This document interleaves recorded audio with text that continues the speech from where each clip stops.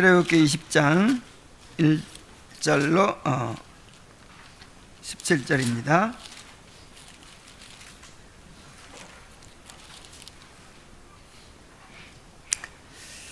자, 우리 교독을 이번에는 한번 해보도록 하겠습니다. 하나님이 이 모든 말씀으로 말씀하여 이르시되 나는 너를 애굽 땅 종되었던 집에서 인도하여 낸 내 하나님 여호와니라. 너는 나 외에는 다른 신들을 내게 두지 말라. 너를 위하여 새긴 우상을 만들지 말고 또 위로 하늘에 있는 것이나 아래로 땅에 있는 것이나 땅 아래 물속에 있는 것에 어떤 형상도 만들지 말며 그것들에게 절하지 말며 그것들을 섬기지 말라. 나 내 하나님 여호와는 질투하는 하나님인즉 나를 미워하는 자의 죄를 갚되 아버지로부터 아들에게로 3, 4대까지 이르게 하거니와 나를 사랑하고 내 계명을 지키는 자에게는 1000대까지 은혜를 베푸느니라. 너는 내 하나님 여호와의 이름을 망령되게 부르지 말라. 여호와는 그의 이름을 망령되게 부르는 자를 죄 없다 하지 아니하리라. 안식일을 기억하여 거룩하게 지키라. 엿새 동안에 힘써 내 모든 일을 행할 것이나 일곱째 날은 내 하나님 여호와의 안식일인즉 너나 내 아들이나 내 딸이나 내 남종이나 내 여종이나 내 가축이나 내 문 안에 머무는 객이라도 아무 일도 하지 말라.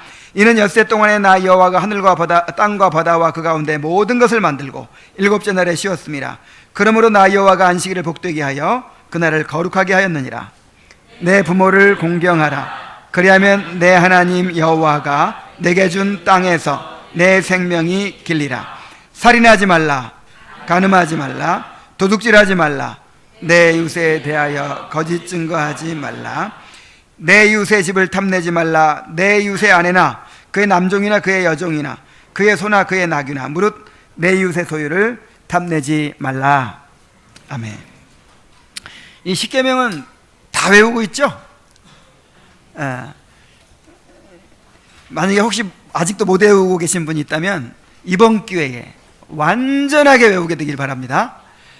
다음 주에 이제 이번 한 주간 동안은 십계명을 복습하도록 하겠어요. 암송 복습입니다. 그리고 그 다음부터는 이제 그 십계명 설교하면서 계속 한 구절씩 하시고 또 그렇게 외우도록 하겠습니다. 오늘은 이제 99문인데요. 대요리문답 99문인데 이 99문은 십계명을 올바로 이해하기 위한 8가지 규칙을 제시하고 있습니다. 이 십계명을 자기 나름대로 그냥 해석하고 받아들이면 안 되겠죠. 이 십계명은 지난주에 말씀드렸다시피 성경 전체에 다 기록되어 있기 때문에 그 다른 성경 구절들을 이렇게 참고해가지고 그 십계명이 어떤 뜻인지 그리고 십계명에 담겨져 있는 그 내용이 무엇인지를 우리가 알아내야 됩니다. 왜냐하면 십계명은 도덕법의 요약이기 때문에 요약만 가지고는 뭔지 모르죠. 잘 그 요약 속에 들어있는 함의가 무엇인지를 이제 밝혀내야 되는 것이죠.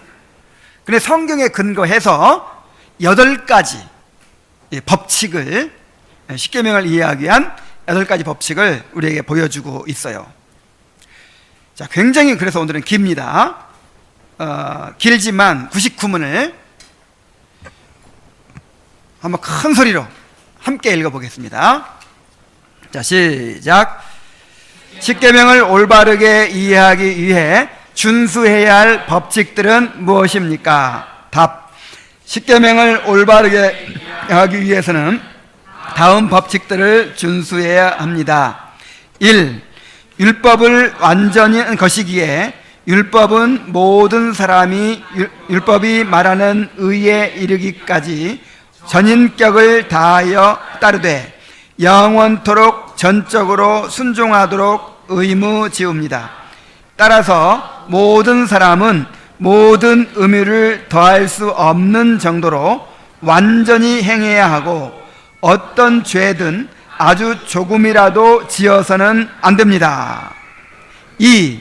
율법은 영적인 것이기에 율법은 말과 행위와 몸짓뿐 아니라 이해와 의지와 정서 그리고 영혼의 다른 모든 능력에 영향을 미칩니다. 3. 여러 면에서 하나이거나 똑같은 것이 몇몇 계명에서 요구되거나 금지됐습니다. 4. 의무가 명령된 곳에서는 그 의무와 반대되는 죄가 금해졌고, 죄가 금해진 곳에서는 그 죄와 반대되는 의무가 명령되었습니다. 그렇게 약속이 주어진 곳에서는 그 약속과 반대되는 경고가 포함되어 있으며, 경고가 주어진 곳에서는 그 경고와 반대되는 약속이 포함되어 있습니다. 5. 하나님께서는 금지하시는 것은 단 한 번이라도 결코 해서는 안 되며, 하나님께서 명령하시는 것은 항상 행해야 합니다. 그러나 하나님께서 명령하시는 모든 특별한 의무를 항상 행해야 하는 것은 아닙니다. 6. 한 가지 죄나 의무 속에 있는 똑같은 종류의 것들은 모두 금했거나 명령되어 있는데, 이에 대한 모든 원인과 수단, 기호, 모양, 그리고 이것들에 대한 자극까지도 그 죄나 의무에 포함되어 있습니다. 7.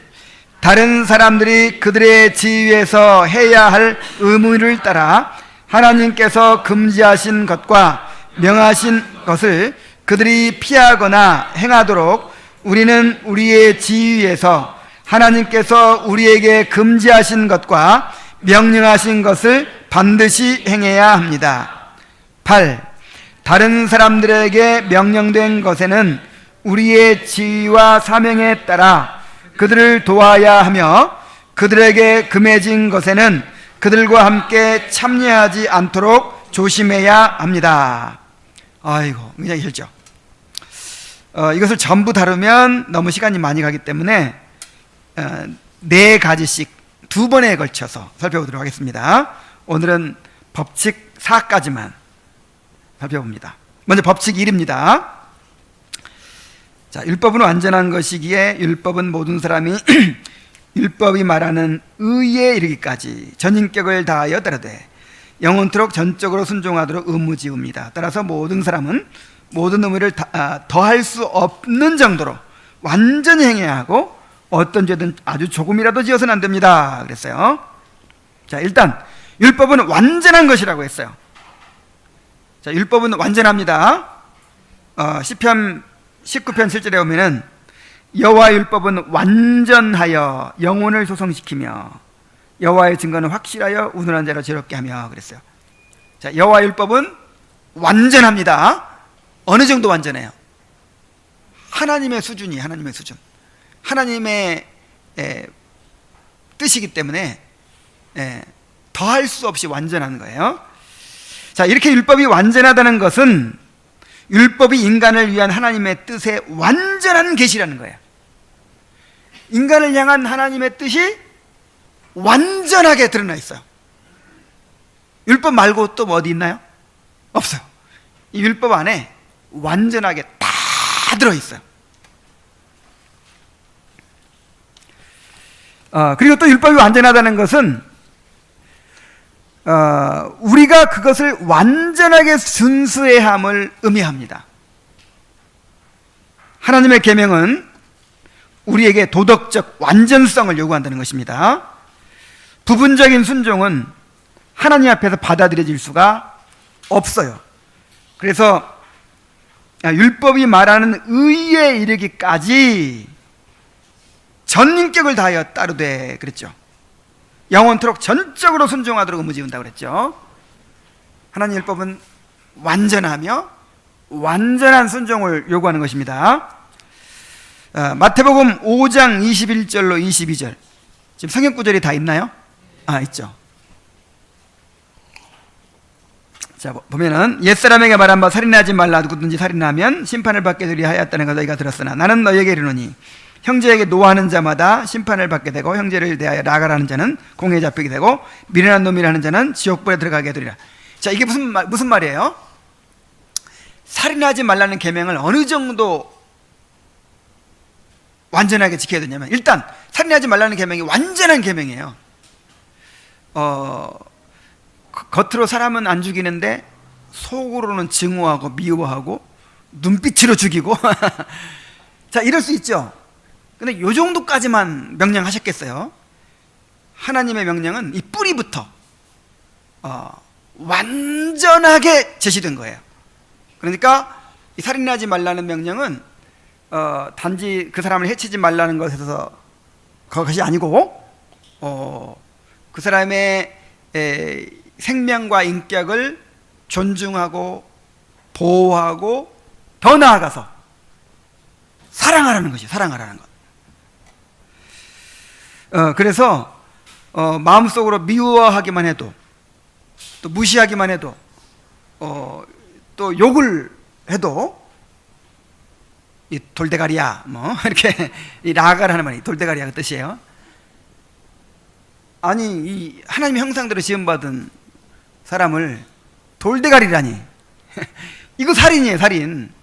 그래서 그 하나님의 이 계명이 의도하는 말을 완전하게 순종할 것을 요구한다는 거예요. 그래서 형제에게 라가라 하는 자도 지옥불에 들어가게 된다, 심판을 받게 된다. 그도 살인이다 그 뜻이에요.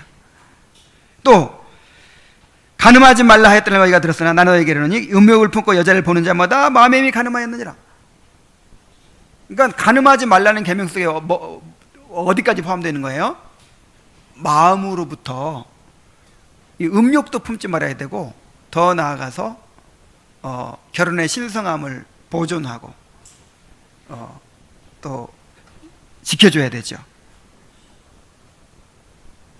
또 내 이웃을 사랑하고 내 원수를 미워하였다는 것을 너희가 들었으나 나는 너에게 이르노니 너희 원수를 사랑하며 너희를 박해하는 자를 위하여 기도하라. 자, 우리의 사랑이 어느 정도여야 돼요? 원수를 사랑하고 박해하는 자를 위해서 축복하는, 이 정도에 이르러야 돼요. 그를 실제로 실천하신 분이 있죠. 예수님, 스데반, 자기를 돌로 치는데도 불구하고 그들을 위해 기도하잖아요. 또 야고보서 2장 10절에 보면 누구든지 온 율법을 지키다가 그 하나를 범하면 모두 범한 자가 되나니 그랬어요. 그러니까 율법은 사실은 한 덩어리예요, 한 덩어리. 이게 딱 분리되는 게 아니에요. 나중에 이제 이렇게 배우다 보면 왜 그런지 알아요. 그래서 한 가지를 거의 안 지키면 모두 범한 자가 되는 거예요. 율법은 일부만 지키고 일부만 안 지키고 이렇게 할 수가 없어요. 십계명 전체를 완전하게 순종해야 되는 것입니다. 어느 정도 그러면 완전해야 되냐? 마태복음 5장 48절이 보여주죠. 그러므로 하늘에 계신 너희 아버지의 온전하심과 같이 너희도 온전하라. 자, 율법이 우리에게 요구하는 바가 어느 정도예요? 하나님의 온전하심 같이 온전하라는 거예요. 이게 바로 율법의 의예요. 율법이 요구하는 바예요. 율법은 하나님의 의를 보여주잖아요. 하나님의 의, 하나님의 성품을 보여주잖아요. 율법을 어느 정도까지 지켜야 된다고요?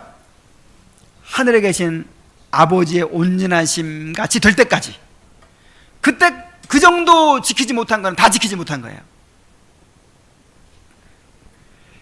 그러니까 나는 지킬 수 없으니까 아예 그냥 포기하겠다 이럴 수 있어요, 없어요? 그럴 수 없어요. 순종하라고 했잖아요. 그래서 우리가 아버지의 온전하심이 될 때까지 평생토록 그렇게 순종하고자 힘써야 됩니다. 그러면서 우리의 죄를 깨닫고 하나님의 은혜를 우리가 갈망하게 되는 것이죠.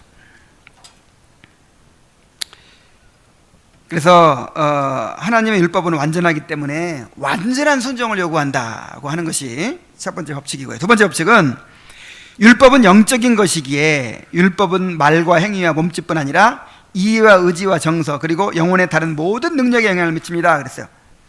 자, 율법은 영적인 것입니다. 로마서 7장 14절에 우리가 율법은 신령한 줄 알거니와 나는 육신에 속하여 죄 아래 팔렸다 그랬죠. 여기서 신령하다 이 말이 영적이다 그 뜻이에요. 자, 율법이 영적인 것입니다.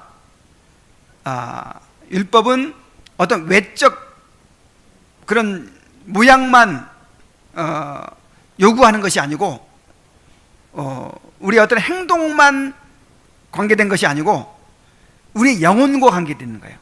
영적인 거예요. 십계명의 모든 말씀들이 영혼에 대한 요구예요. 그래서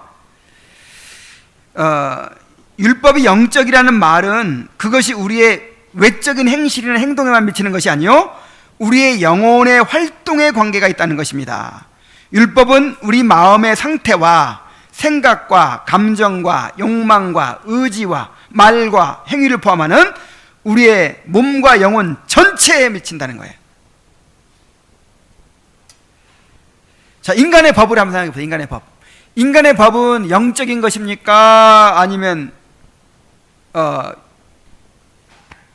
외적인 것입니까? 육신적인 것입니까? 단지 육신적인 것이죠. 외적인 것이죠. 인간의 법에도 살인하면 안 되죠. 남 해치면 안 되죠. 남 해치는 거를 뭘로 판단해요? 행동으로 판단해요. 행동으로. 그래서 예를 들어서 주먹으로 막 남을 폭력을 가했다든지 그 사람을 죽였다든지 아니면 말로도 막 인신 공격을 막 해가지고 이렇게 상처를 입혔다든지 뭔가 이렇게 행동을 가지고 죄를 판단해요. 근데 마음속으로 뭐 별 욕을 하고 뭐 또 악한 마음을 품어도 제약할 수 있어요, 없어요? 없어요. 무죄예요, 무죄. 그건 상관 안 해요. 단지 말과 행동으로. 근데 율법은 다르다 이 말이에요. 율법은 영적인 거예요. 우리 영혼의 모든 활동에 관계된 거예요. 그래서 마음의 동기, 목적, 의도, 또 감정, 우리의 생각, 그러니까 우리의 마음의 상태, 뭐 전체적으로 다 미칩니다. 이 바리새인들의 문제가 뭐였냐면 율법이 영적인 것이라는 것을 간과해 버렸어요. 살인하지 말라 그러면 그것이 영적인 것이기 때문에 영혼에 관계되는 것이기 때문에 이렇게 인격적으로 손상을 입히는 거 요것도 살인이거든요. 미워하는 거. 또 마음으로 미워해도 살인이고 그 사람을 이렇게 무시해도 살인이고. 근데 바리새인들은 이걸 몰랐어요. 꼭 인간의 법처럼 외적으로만 지키면 된다고 생각을 했어요. 그러면서 자기들이 율법을 지켰다 그렇게 생각하는 거죠. 안식일을 기억하여 거룩하게 지키라 그랬는데 자, 안식일을 어떻게 지키는 거예요? 그날 일만 안 하고 그날 예배만 잘 드리고 그럼 지킨 건가요? 와서 이렇게 종교 의식에만 참여하면 되는 거예요? 그게 아니라 그날 이 마음에서부터 하나님을 즐거워해야죠. 모든 자신의 수고와 자신을 위한 모든 노력들을 마음으로부터 내려놔야죠. 주일날 교회에는 왔는데 그냥 집에 가서 할 일을 잔뜩 생각하고 있어요. 시험 공부해야 되는데 아니면 회사에서 뭐 할 일이 있는데 빨리 끝나고 놀러 가야 되는데 막 마음에 다른 생각을 잔뜩 가지고 예배를 드리면 지금 안식일 지킨 거예요? 안 지킨 거예요? 하나님은 영혼의 상태를 본다니까요. 영혼의 상태를. 바리새인들은 이걸 몰랐어요. 그럼 우리도 만약에 그렇게 외적인 것으로만 생각하면 바리새인 되는 거예요.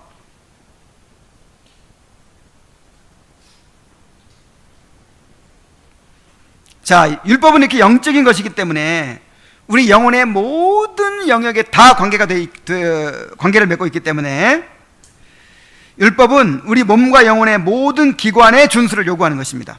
신명기 6장 5절에 너는 마음을 다하고 뜻을 다하고 힘을 다해서 그랬죠. 이게 꼭 그렇게 딱 떨어지는 건 아니지만 그래도 그냥 대충 대입을 한다면 마음을 감정이라고 합시다. 뜻을 의지라고 합시다. 힘을 이 어떤 육체적인 것이라고 합시다. 우리의 마음, 감정을 다해서, 우리의 의지를 다해서, 또 실제적으로 우리의 육체적인 힘도 다해서, 뭐 꼭 이것만이겠어요. 그래서 마음을 다하고 뜻을 다하고 성품을 다해 할 때는 마음은 뭐고, 방금 내가 말한 것처럼 뜻은 뭐고 이렇게 따지는 게 아니라 전인격을 다해서 하라는 뜻이에요. 전인격.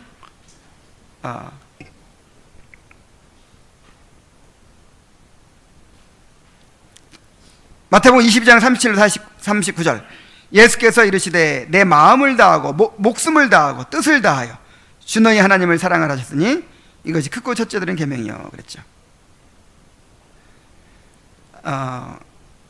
그래서 율법은 이렇게 우리의 영혼 전체와 연관이 된다.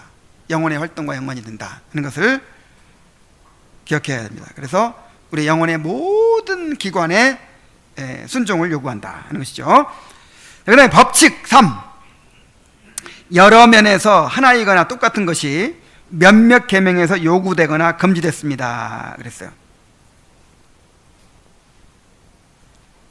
그러니까 동일한 의무가 여러 계명에서 요구되고 있다는 거예요. 그러니까 계명들이 딱딱 이렇게 잘릴 수가 없어요. 이렇게 겹치는 부분이 있어요. 겹치는 부분이. 예를 들어서 1계명과 2계명이 겹치죠. 다른 신을 내게 두지 말라 그랬는데 우상을 만약에 내가 만들어 섬기는 거는 뭐 하는 거예요? 다른 신을 두는 거잖아요. 또 다른 신을 두는 게 또 뭐예요? 그게 우상이지 또. 그래서 겹치죠. 그 다음에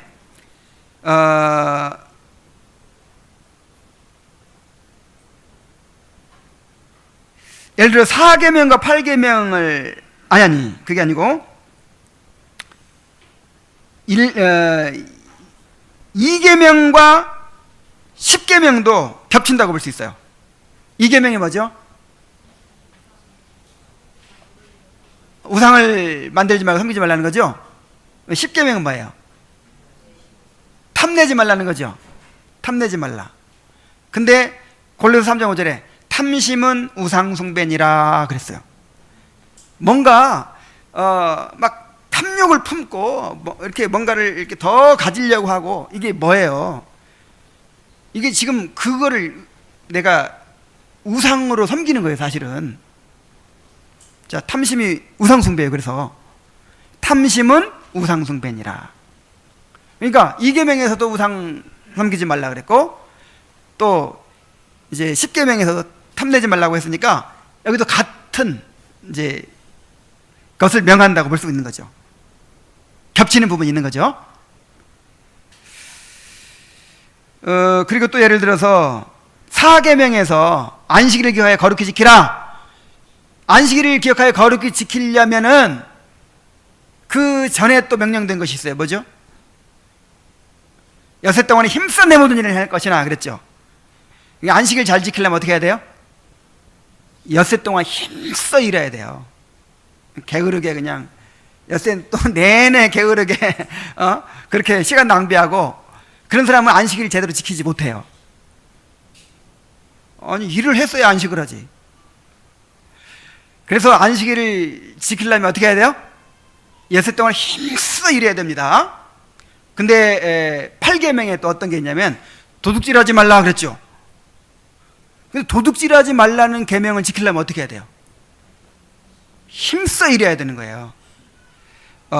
에베소 4장 28절에 도둑질하는 자는 다시 도둑질하지 말고 돌이켜 가난한 자에 구제할 수 있도록 자기 손으로 수고하여 선한 일을 하라 그랬어요.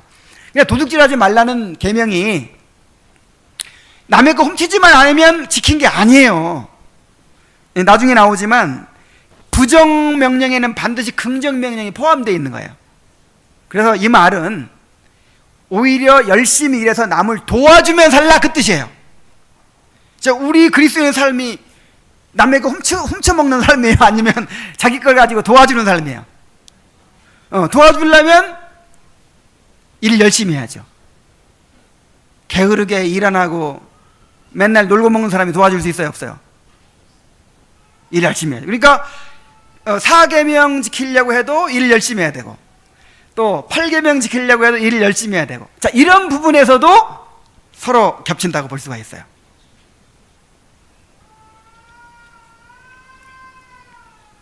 자, 그리고 동일한 죄가 여러 계명에서 금지되고 있습니다.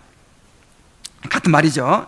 이제 의무도 겹치고 또 금지하는 것도 겹친다 그 뜻인데, 자, 다른 신을 섬기지 말라, 이게 1계명과 2계명이 겹치죠. 그래서 그 로마 가톨릭하고 루터교회에서는 1계명과 2계명이 한 계명이에요. 한 계명. 그럼 하나가 모자라잖아요. 그래서 10계명을 둘로 나눴어요. 내 이웃의 소유를 탐내지 말라, 그 다음에 아내를 탐내지 말라. 두 가지로 나눴어요. 왜냐하면 비슷하거든. 1계명과 2계명이 똑같은 것처럼 느껴지거든요. 근데 사실은 똑같은 건 아닌데, 아까 역시 말했듯이 탐내지 말라는 계명과 또 2계명, 우상을 섬기지 말라는 계명, 이것도 겹치죠. 그리고 도둑질하지 말라는 계명과도 또 10계명과도 겹쳐요. 자, 도둑질은 왜 해요? 탐나니까 훔치지. 탐나니까. 그래서 도둑질하지 말라는 계명 속에는 탐내는 것도 포함되어 있어요. 훔치지는 않았는데 마음속으로 막 탐을 냈으면 이미 도둑질한 거야. 근데 10번째 계명에 또 뭐가 있어요? 탐내지 말라 했잖아요. 그러니까 동일한 죄를 2계명에서도 금하고 있고, 그러니까 제2계명에서도 금하고 있고, 또 8계명에서도 금하고 있고, 10계명에서도 금하고 있고. 따라서 한 가지 죄가 여러 계명을 범하는 것이 됩니다. 아모스 8장 5절에 보면은 이런 말씀이 있어요. 너희가 이르기를 월삭이 언제 지나서 우리가 곡식을 팔며 안식일이 언제 지나서 우리가 밀을 내게 할꼬, 에바를 작게 하고 세계를 크게 하여 거짓 저울로 속이며. 자, 이게 무슨 말입니까? 이 사람들이 정말 하나님을 마음을 다 경외해야 되는데, 안식일 날 돈 벌 생각이 더 마음에 가득 차가지고 안식일 날 일 안 하고 쉬면서도 뭐 하고 있어요 지금? 빨리 안식일이 끝나가지고 빨리 돈 벌어야 되는데 빨리 돈 벌어야 되는데, 빨리 남 등쳐먹고 사기 쳐먹어야 되는데 이러고 있어요. 자, 이게 무슨 죄진 거예요 지금? 4계명 일단 범했죠. 그 다음에 탐욕을 품었죠. 제 10계명 범했죠. 근데 거짓말하지 말라는, 이제 거짓말할 계획을 하고 있으니까 9계명 범했죠. 그래서 이 한 가지 죄가 여러 계명을 이렇게 범하게 되는 거라 하는 것입니다. 잠언 1장 19절에 보면은 이익을 탐하는 모든 자의 길은 다 이러하여 자기의 생명을 잃게 하느니라. 자, 자기 생명을 잃게 하니까 살인죄죠. 근데 또 탐했으니까 탐내지 말라는 죄 범한 거죠. 또 디모데전서 6장 10절에 보면은 돈을 사랑함이 일만하게 뿌리가 되나니 이것을 탐내는 자들은 미혹을 받아 믿음에서 떠나 많은 근심으로 자기를 찔렀도다. 자, 돈을 사랑하는 것이 일만하게 뿌리가 된다 그랬어요. 돈이 일만하게 뿌리가 되는 게 아니고 돈을 사랑함이 일만하게 뿌리가 된다. 이걸 다른 말로 하면 돈을 사랑하면 10계명을 다 어기게 된다 그 뜻이에요. 그렇게도 말할 수 있어요. 자, 돈을 사랑하면 돈이 신이죠. 그러니까 다른 신을 두는 거죠. 돈이 우상이죠. 그러니까 우상 만든 거죠. 그 다음에 하나님의 이름을 망령되게 부르게 되는 거예요. 하나님만 의지해 살아야 되는데 돈을 의지하니까. 그 다음에 안식일을 지킬 수가 있어요 없어요? 이 안식일은요 믿음으로 지키는 거예요. 내가 먹고 사는 것이 나의 구원이 모두 하나님께 달려 있습니다. 이거를 고백하는 것이 안식일이에요. 근데 이렇게 돈을 사랑하는 사람이 안식이 지켜져요? 물론 그날 하루 일 안 하고 이렇게 예배 잘 드릴 수 있겠지. 그러나 돈을 사랑하는 마음 갖고 있다는 것 자체가 안식일을 범하고 있는 거예요. 또 내 부모를 공경하는, 부모가 그렇게 가르쳤어요? 부모가 돈 사랑하라고 가르쳤어? 우리 부모들 어때요? 아이들한테 열심히 소유리 문답 가르치고 하나님 경외하라고 가르쳤죠? 근데 돈을 사랑하면 누구를 지금 거역하는 거예요? 부모의 가르침을 거역하고 있어. 5계명 범한 거잖아요. 이런 식으로 다 범하는 것이 돼요. 다. 그래서 우리의 삶의 모든 부분들이 다 이 10가지 계명과 얽혀 있음을 깨닫게 우리가 되는 것입니다. 아담이 선악과 먹은 것은 몇 계명 어긴 건가요?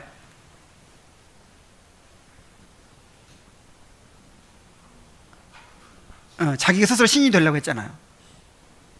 우상, 망령되이 읽고, 안식일, 다 걸려. 남의 걸 도둑질했고, 선악과가 자기 거야? 도둑질했고, 거짓말하고. 그래서 선악과 먹은 거요, 10계명 다 어긴 거예요. 다윗이 밧세바와 간음한 거 몇 계명 어긴 건가요? 다 어긴 거예요. 지금 그 순간에는 뭘로 만족하려고 해요? 지금 이 순간에는 하나님으로 즐거워하고 만족하는 것이 아니라 그 성욕을 통해서 만족을 얻으려고 하잖아요. 누가 신이에요? 그래서 이 밧세바 간음한 거 1계명, 2계명, 3계명, 5계명, 6계명 다 범한 것이다. 남의 아내를 탐망했으니까 10계명. 응? 또 그것 때문에 사람을 죽였잖아요. 그래서 야고보가 왜 율법을 지키다가 한 가지를 어기면 다 범한 자가 된다라고 한 이유가 왜 그런지를 알 수 있어요. 그죠? 그래서 율법은 이렇게 딱 분리되어 있는 게 아니에요. 그래서 나는 몇 가지 계명은 못 지켰지만 나머지는 지켰어 이렇게 할 수가 없는 거예요. 한 가지 죄를 지으면 다 범한 것이 됩니다. 다. 자, 마지막으로 법칙 4를 보겠습니다. 의무가 명령된 곳에서는 그 의무에 반대되는 죄가 금해졌고, 죄가 금해진 곳에서는 그 죄와 반대되는 의무가 명령되었습니다. 그렇게 약속이 주어진 곳에서는 그 약속과 반대되는 경고가 포함되어 있으며, 경고가 주어진 곳에서는 그 경고와 반대되는 약속이 포함되어 있습니다. 그걸 어떻게 알아요? 다른 성경 구절들을 보니까 그렇더라 이 말이에요.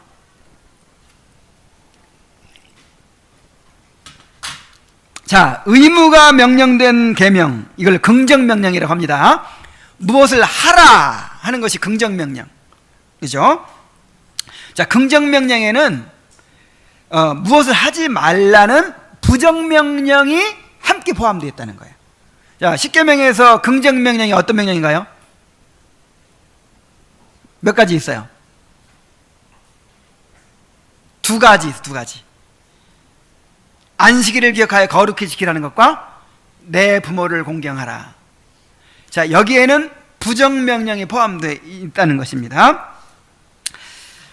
자, 이사야 58장 13절에 보면은 만일 안식일에 내 발을 금하여 내 성일에 오락을 행하지 아니하고, 그러니까 오락을 행하지 말라는 것이 포함되어 있는 거죠.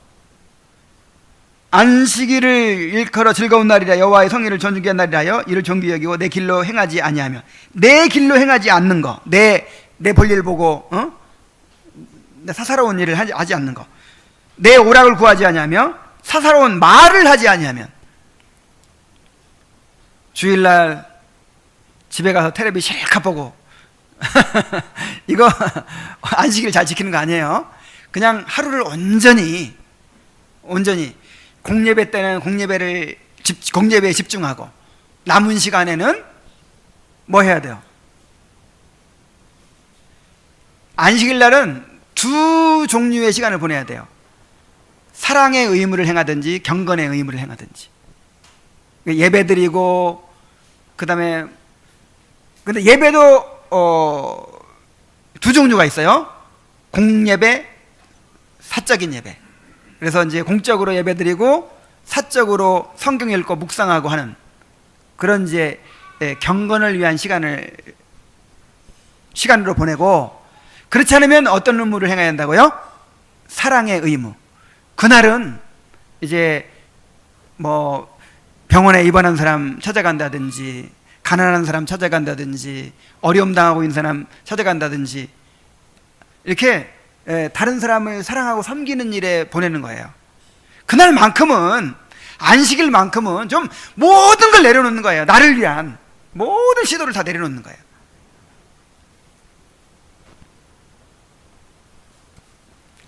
그래서 오락을 행하고 또 사사로운 일을 하고 이런 것들을 다 내려놓는 것입니다. 자, 죄가 금해진 곳에서는 이제 금한 것은 부정명령이죠. 그 죄와 반대되는 의무가 명령되었습니다. 10계명은 2계명만 긍정명령이고 나머지 8계명은 다 부정명령이죠. 근데 부정명령 속에 무슨 명령이 들어있어요? 긍정명령이 들어있어요. 1계명 출애굽기 20장 3절에 너는 나 외에 다른 신들을 내게 두지 말라 그랬는데, 신명 6장 4절 5절에 보니까 이스라엘아 들으라, 우리 하나님 여호와는 오직 유일한 여호와시니 너는 마음을 다하고 뜻을 다하고 힘을 다하여 내 하나님 여호와를 사랑하라 그랬어요. 그러니까 다른 신을 내게 두지 말라 그랬으니까 뭐 제사만 안 지내면, 부처님한테 절만 안 하면 지키는 게 아니란 말이에요. 더 긍정적으로 마음을 다하고 뜻을 다하고 힘을 다해서 하나님을 사랑해야 그게 1계명을 지키는 거예요.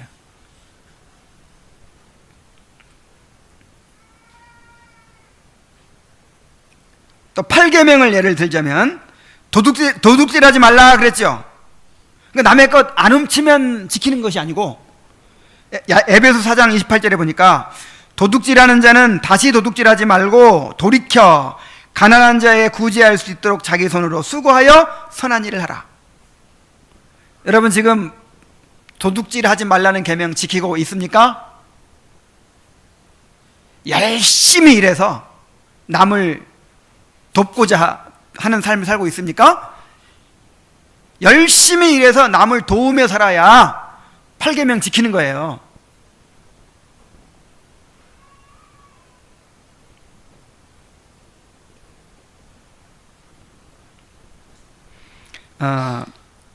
그 다음에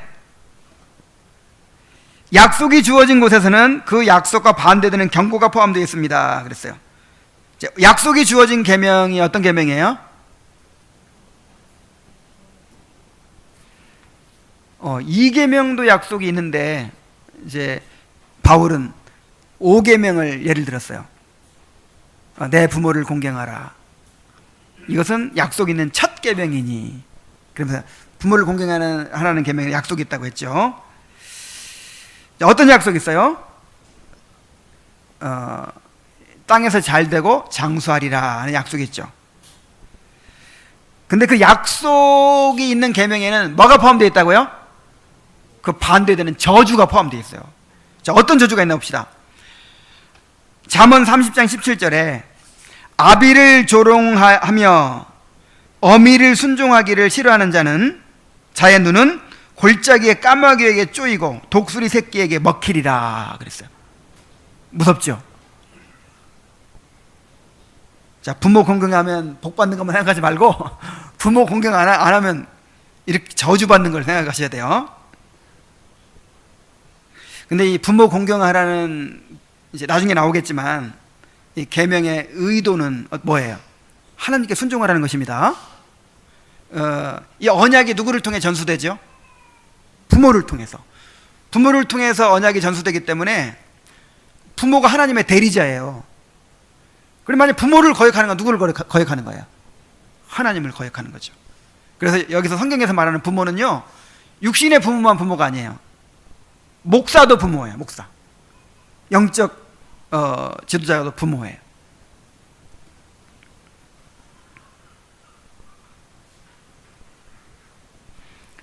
자, 그 다음에 경고가 주어진 곳에서는 그 경고에 반대되는 약속이 포함되어 있습니다. 자, 3계명의 경고가 주어졌죠. 너는 내 하나님 여호와의 이름을 망령되게 부르지 말라. 그러면서 여호와는 그의 이름을 망령되게 부르는 자를 죄 없다 하지 아니하리라. 그 말은 반드시 정죄하리라 그 뜻이거든요. 근데 여기에는 하나님의 이름에 영광을 돌릴 때 어떤 축복이 주어지는지에 대한 약속도 포함되어 있는 거예요. 시편 24편 4절 5절에 보면은 곧 손이 깨끗하며 마음이 청결하며 뜻을 허탄한 데 두지 아니하며 거짓 맹세하지 아니하는 자로라. 그는 여호와께 복을 받고 구원의 하나님께 의를 얻으리니 그랬어요. 이제 하나님의 이름을 망령되이 일컫는 것 중에 대표적인 것이 맹세거든요. 거짓 맹세. 예. 그래서 예수님께서도 맹세의 예를 드셨죠. 하나님의 이름으로 함부로 맹세하는 사람들. 나 못 믿어? 나 집사야. 자, 이게 지금 누구 이름을 갖다 붙이는 거예요? 하나님의 이름. 하나님의 이름으로 이제 자기 하나님을 내 보증자로 세우는 거죠. 그래 놓고 돈 떼어먹어. 그러면 하나님의 이름을 망령되게 부르는 것이 되잖아요. 근데 하나님의 이름으로 맹세하라고 했어요, 성경에. 그러니까 함부로 맹세하지 말라는 것이지, 정말 하나님의 이름으로 맹세하는 거는 하나님께 영광 돌리는 거예요. 하나님의 이름을 맹세하고 철저하게 지키면, 그렇게 하면, 거짓 맹세하지 아니하면 여호와께 복을 받고 구원의 하나님께 의를 얻을 것이다. 그렇게 약속을 하고 있습니다. 자, 우리는 십계명이 얼마나 많은 내용을 담고 있는지를 알아야 합니다. 이 십계명은 도덕법의 요약이에요. 그래서 도둑질하지 말라, 살인하지 말라. 아니, 너무 내용이 깊지 못한 것 같고, 아니 이거 세상 법하고 비슷한 것 같고, 오히려 수준이 낮은 것 같고 막 그러죠. 근데 이것은 도덕법의 요약이기 때문에 여기에는 완전한 내용이 다 포함되어 있다라고 하는 사실 우리 기억해야 할 것입니다. 그래서 십계명을 대할 때마다 그 속에 담겨있는 풍부한 내용들을 기억하고 묵상하면서 순종하게 되기를 바랍니다. 기도하겠습니다. 하나님 아버지, 도덕법의 요약인 십계명을 우리가 배워가고 있습니다. 십계명을 어떻게 이해해야 될지 그 법칙을 또 알게 해주셔서 감사드립니다. 참으로 이 단순한 몇 글자 안 되는 이 계명 속에 담겨진 완전한 내용들을 우리가 잘 알게 하여 주시옵소서. 그래서 이 계명들을 사랑하고 즐거이 순종할 수 있도록 도와주옵소서. 예수님의 이름으로 기도하옵나이다.